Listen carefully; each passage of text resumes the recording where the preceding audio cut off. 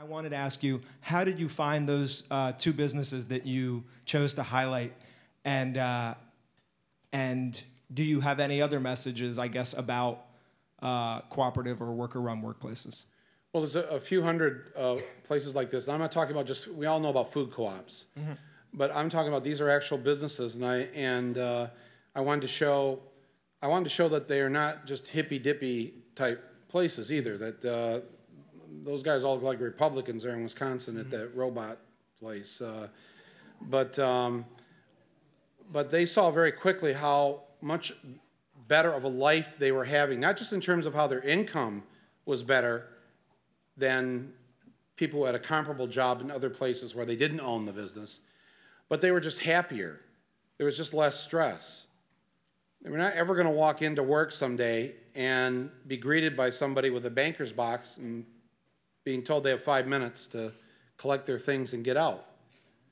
The anxiety that exists right now in this society of people who, and I would say this is the majority of people, if you ask the majority of people, do you feel absolutely sure you're going to have the job that you're in right now, a year from now, or 2 years from now?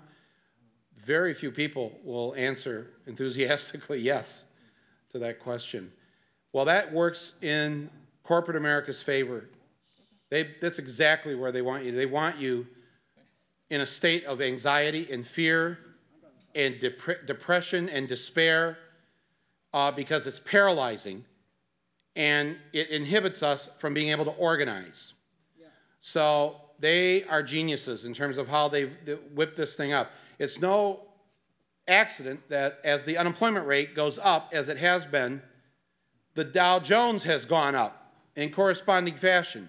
And Wall Street has, quote, recovered because they love hearing that more people are losing their jobs. Now, you'd think intuitively that would be crazy, right? Yeah. Because you want as many people working as possible because then they'll spend money on things that puts money into your pocket.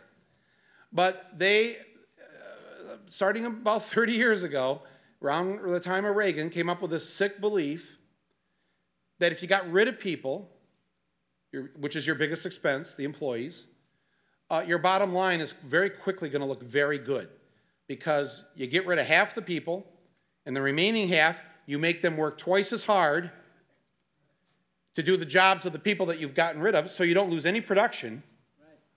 But you've saved half the money. Right. Mm-hmm. And that thing just spread like wildfire.